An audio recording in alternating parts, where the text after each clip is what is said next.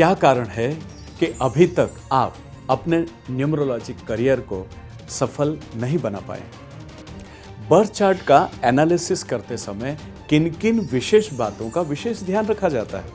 जब आप किसी की नेम स्पेलिंग में बदलाव करते हैं तो जनरली किस तरह की गलतियां होती है और उन गलतियों को सुधारा कैसे जाता है? प्रेडिक्शन करते समय किन बातों पर ध्यान देना बेहद जरूरी होता है और जब आप प्रेडिक्शन करते हैं ना तो उसका क्रम क्या होना चाहिए? अगर आप एक न्यूमरोलॉजिस्ट से एक सक्सेसफुल न्यूमरोलॉजिस्ट की जर्नी को तय करना चाहते हैं ना तो जुड़िए मेरे साथ। मैं Vishwas Vaishnav, numerologist, vastu expert and true life coach, हजारों लाइव सेमिनार लेने के बाद और हजारों लाखों लोगों को प्रशिक्षित करने के बाद लेकर आया हूं एक न्यूमरोलॉजी प्रोफेशनल वर्कशॉप 5 से 7 अप्रैल इंदौर, मध्य प्रदेश में। क्या सोच रहे हैं? अभी रजिस्टर कीजिए।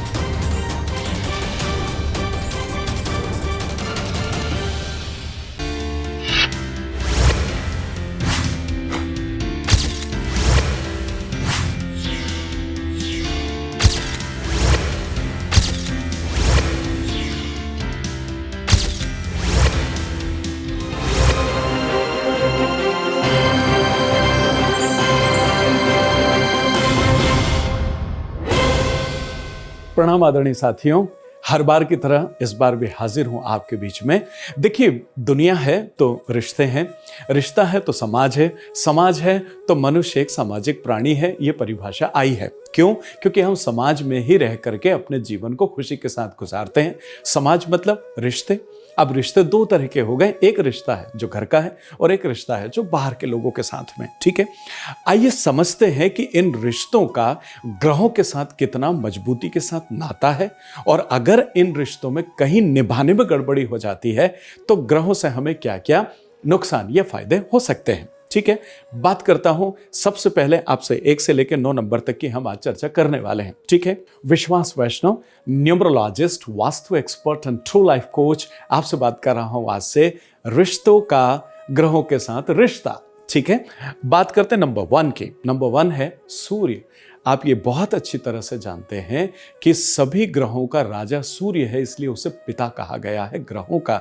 उसी तरीके से एक घर में सबसे बड़ा दर्जा जो है वो पिता का होता है।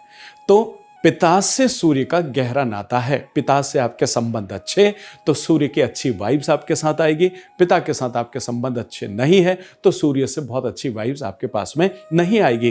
कई बार हम अपने आदरणीय पिता को बड़े होने के बाद आप शब्द बोल देते हैं। कई बार बोलते हैं चुपचाप बैठो, आपको क्या करना है, 2 टाइम खाने को मिल रहा है ना, या क्यों बार बार टोका टाकी करते रहते हो, आपको क्या लेना देना। जब हम इस तरह से अपने सम्मानीय पिता से बात करते हैं तो आप जाने अनजाने में अपने सूर्य को नाराज करते हैं। अपने पिता का मान सम्मान करें। देखिए, सूर्य देता क्या है? सूर्य आपको यश देता है, सूर्य आपको कीर्ति देता है, सूर्य आपको जोश ऊर्जा देता है, सूर्य आपको लीडरशिप देता है।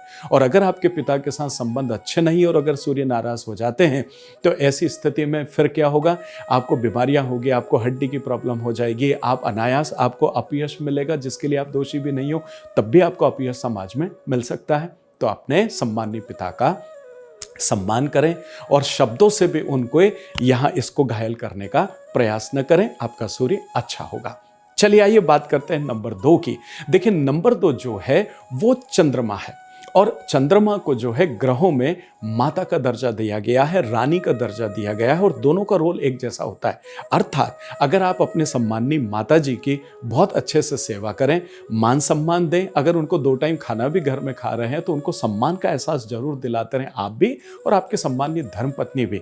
उन्हें कभी आत्मग्लानि ना हो और वो जब तक आपके साथ है आप उनके साथ अच्छे से रहिए, अच्छा व्यवहार कीजिए। और अगर वो इस दुनिया में नहीं है तो जो भी आसपास माता फिगर हैं आपके परिवार में या नाते रिश्तेदार में या बाहर, उनका भी मान सम्मान करते रहें। देखिए, चंद्रमा गड़बड़ाता है। आपको पता है चंद्रमा क्या है? चंद्रमा मन का कारक है, चंद्रमा इंट्यूशन का कारक है, चंद्रमा स्त्री तत्व है।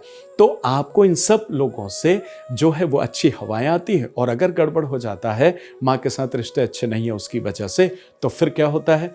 आपका मन डिप्रेशन में जा सकता है, आपकी परिस्थितियां ऊपर नीचे हो सकती है, परिवार का बहुत अच्छा सहयोग आप तक नहीं पहुंचेगा। ये प्रॉब्लम आपके साथ होती है। तो इसलिए सम्मानी माता का बहुत अच्छे से आप मान सम्मान कीजिए। आइए बात करते हैं नंबर 3 की। देखिए नंबर 3 जो है वो देवगुरु बृहस्पति का है, और जो देवगुरु बृहस्पति है ना, ये हम जानते हैं कि ईश्वर की कृपा से ये नंबर मिलता है, और इनका संबंध सीधा सीधा गुरु से है, क्योंकि ये देवताओं के गुरु हैं। अब जब गुरु से संबंध है तो जो भी आपके गुरुदेव हैं, जिनको आपने मान रखा है या आप मानते हैं, ठीक है, तो उनके साथ आपका रिश्ता अच्छा होना चाहिए। अगर आपका रिश्ता आपके गुरु के साथ अच्छा नहीं है तो आप ये मान के चलिए कि 3 नंबर के अवगुण आपके साथ स्टार्ट हो जाएंगे। सम्मान्य गुरु से यहां मेरा मतलब है कि जो भी ज्ञानी पुरुष हैं, जो भी विद्वान पुरुष हैं, जो अहंकार से मुक्त होकर के ज्ञानी पुरुष हैं, उनका मान सम्मान और उनके साथ अपने व्यवहार अच्छे रखें तो आपका 3 नंबर दुरुस्त रहेगा, क्योंकि 3 नंबर जो है वो ज्ञान का कारक है, और ज्ञान अगर आपके पास नहीं है तो फिर आप समझ ही सकते हैं कि बाकी दुनिया को आप कैसे देखेंगे या दुनिया आपको कैसे देखेगी। ठीक है, आइए बात करते हैं अगले नंबर की, वो है नंबर 4। और नंबर 4 जैसा आप सब जानते हैं राहु का नंबर है। राहु देखिए, किसी ज्ञानी पुरुष का ध्यान रखना और एक गुरु की शरण में जाना, इन दोनों चीजों में फर्क है। मैं बात कर रहा था अभी 3 नंबर पे, तो वहां मैंने आपसे बात किया था कि गुरु और साथ ही साथ जितने भी ज्ञानी लोग हैं जो अहंकार से मुक्त हो, यहां मैं आपसे बात कर रहा हूं कि आपको गुरु की शरण में जाना। गुरु का सम्मान करना अलग बात हो गई, गुरु की शरण में जाना अलग बात हो गई। जब आप गुरु की शरण में जाते हैं, इसका मतलब गुरु के साथ में आप वक्त गुजारिए, गुरु के साथ में आप यदा कदा 2, 4, 5 घंटे बैठिए, और हो सकता है तो 1-2 रात गुजारिए, फिर मौका आता है फिर महीने 15 दिन में एक बार गुरु स्थान पर जाएं, उनके साथ अपना वक्त गुजारें, तो आपका 4 नंबर जो है वो खुश रहता है और अच्छा रहता है। आपको पता है, अगर 4 नंबर आपका अच्छा है तो ये रातों रात आपको जीवन में कहां पहुंचा देता है आपको अंदाजा भी नहीं होता है। लेकिन यही 4 नंबर अगर आपका गड़बड़ हो जाता है तो 1 मिनट में आपको ऊपर आसमान से नीचे जमीन पर ला देता है। और आपने समाज में सुना भी होगा कि रातों रात सब कुछ ऐसा कुछ हो गया, बदल गया, पूरा जीवन जमीन पर आ गया, और साथ ही साथ कोई बुरी लत भी आपको दे जाता है 4 नंबर। इसलिए अपने गुरु के शरण में जाइए और इस रिश्ते को समझने का प्रयास कीजिए। आइए बात करते हैं अगले नंबर 5 की, और नंबर 5 है बुध का। ठीक है, देखिए बुध का संबंध सीधा सीधा आपके ननिहाल पक्ष से होता है। ननिहाल पक्ष मतलब मामा, मामी, ये जो भी हैं, इनफैक्ट आपके नाना जी, ये सब ननिहाल पक्ष में आते हैं। इन रिश्तों का मान सम्मान भी करें, इनके साथ आते जाते भी रहें, इनके साथ मिलते जुलते भी रहें, तो आपका बुध खुश होता है। और जो बुध है, आपको ये बात जान करके हैरानी होगी कि बुध अगर अच्छा है तो आपका कोई कुछ नहीं बिगाड़ सकता। जिंदगी में आप ऐसे टिके रहते हो कि आप ऐसे आपकी परिस्थितियां डगमगाती नहीं, स्टेबिलिटी मिलती है। लेकिन यही बुध जब गड़बड़ाता है तो आपको बहुत सारी त्वचा की प्रॉब्लम आ जाती है, आपकी वाणी कंट्रोल नहीं रहती, आप अच्छा नहीं बोल पाते हैं, शब्द आपके नियंत्रण में नहीं रहते हैं, बहुत सारी चीजों का आपको तकलीफ आ जाती है। इसलिए अपने ननिहाल पक्ष के रिश्तों का ध्यान रखिए और वक्त बेवक्त उनसे बात भी करते रहे, आते जाते भी रहें, तो आपका बुध 5 नंबर खुश होगा और आपको जीवन में स्टेबिलिटी मिलेगी। आइए बात करते हैं अगले नंबर 6 की। देखिए नंबर 6 जो है ना, ये शुक्र का है। कहते हैं ना, शुक्र है मतलब आप किसी अच्छे पहलू में शुक्र को याद करते हैं। शुक्र का सीधा सीधा संबंध सम्माननीय महिलाओं से है, वो फिर आदरणीय महिलाएं घर की हो या वो महिलाएं घर के बाहर की हो। इन दोनों स्थिति में जब आपकी घर की महिलाएं या स्त्रियों का आप मान सम्मान करते हैं, उनके साथ अपशब्द नहीं बोलते, उनके साथ मारापीटी नहीं करते, और बाहर की भी महिलाओं के साथ आप अच्छे से जब पेश आते हैं, तो फिर आपका शुक्र जो है वो बड़ा खूबसूरत होता है, मजबूत होता है, अपनी वाइब्स आपको देता है। देखिए शुक्र अगर अच्छा है, इसका ये मतलब है कि आपके पास रुपया है, पैसा है, धन है, दौलत है, जीवन के सारे ऐशो आराम आपके पास में होते हैं। अगर आपके जीवन में नहीं है तो किसी और के माध्यम से आपको मिलेगा, पर मिलेगा जरूर। लेकिन जब आपके रिश्ते महिलाओं के साथ अच्छे नहीं होते हैं या आपका आचरण अच्छा नहीं होता है, ऐसी स्थिति में फिर जो 6 नंबर है ये गड़बड़ाता है, और इसकी वजह से सब कुछ होगा लेकिन आपके जीवन से आनंद चला जाएगा। और अगर जीवन में आनंद नहीं है तो फिर बंगला और मर्सिडीज का कोई औचित्य नहीं रह जाता है। महिलाओं का सम्मान कीजिए और अपने आचरण को दुरुस्त कीजिए। आइए बात करते हैं नंबर 7 की। देखिए 7 नंबर के साथ अगर मैं रिश्तों की बात करता हूँ, तो जितने भी आपके दूर दराज के जो रिश्ते हैं ना, दूर के रिश्तों में आप दोनों चीज़ें ले सकते हैं, जैसे मित्र, दोस्त मित्र, या जो आपके साथ पढ़ते थे कभी, लेकिन अब कहीं वो कहाँ है, आप कहाँ हैं, और उनके साथ कभी भी आपकी कोई वार्तालाप नहीं होती है, या कोई दूर के रिश्ते में है जो ब्रांचेस के बाद हमारे रिलेशन बन जाते हैं, जब मिलते हैं तो बड़े अच्छे से मिलते हैं, लेकिन 2-2 3-3 साल तक फिर मुलाकात नहीं होती है। तो ऐसे दूर के रिश्तों से आप यदा-कदा 10-15 दिन, 20 दिन में एक आध बार फ़ोन लगा लें। नहीं पता है तो ढूंढ ढांड के, आज के ज़माने में टेक्नोलॉजी में 1 मिनट में पता लग जाता है कौन कहाँ है, हम उनसे कम से कम बातचीत करते रहें, मौका आता है तो साल 6 महीने में उनसे मिलते रहें।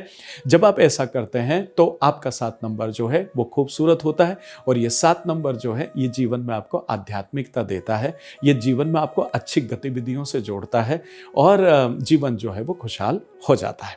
चलिए अब बात करते हैं हम नंबर 8 की। देखिए नंबर 8 शनि का है, और शनि आप अच्छी तरह से जानते हैं कि दुनिया का कोई भी इंसान होगा जो शनि को नाराज करना चाहता हो।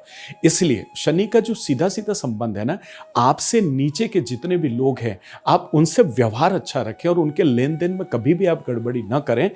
इसकी वजह से आपका शनि खुश रहते हैं। देखिए 2 बातें हैं, एक हो गए असहाय लोग, मतलब अपंगता अगर किसी कारण से ईश्वर के उससे मिली है, उनको आंखें नहीं है या हाथों की उंगलियां वगैरह नहीं है, मौका आता है तो उनको दान दिया करें, यदा कदा खाना खिलाया करें, या यथाशक्ति आप धन की मदद कर दें।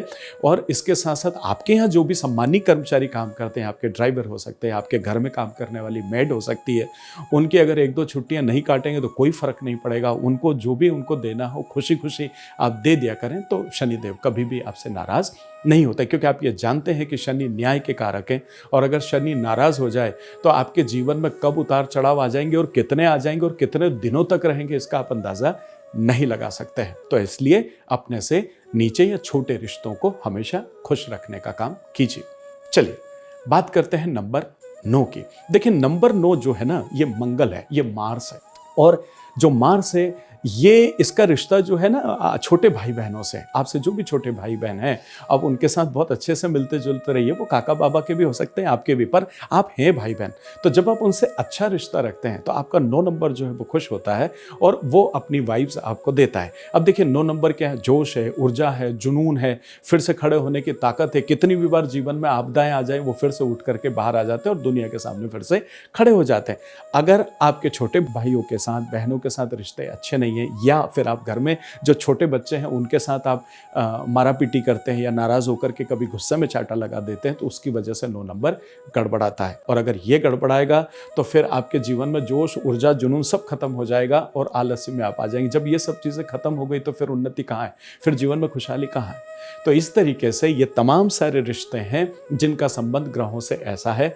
आज चिंतन कीजिए, और इनमें से जिस किसी भी रिश्ते में अगर आपको लगता है कि कुछ गड़बड़ है तो तत्काल रिपेयर कीजिए और अपने जीवन को खुशहाल बनाइए। मिलता हूं बहुत जल्दी एक और खूबसूरत वीडियो के साथ। अभी तक के लाड़ प्यार दुलार के लिए बहुत बहुत शुक्रिया। न्यूमरोलॉजी वास्तु से रिलेटेड कोई वर्कशॉप अटेंड करना चाहते हैं तो मुझे आवाज़ दें, और अगर किसी भी तरह का कोई प्रोडक्शन आप मुझसे चाहते हैं, अपॉइंटमेंट लीजिए और जीवन को आगे बढ़ाइए। आत्मीय प्रणाम।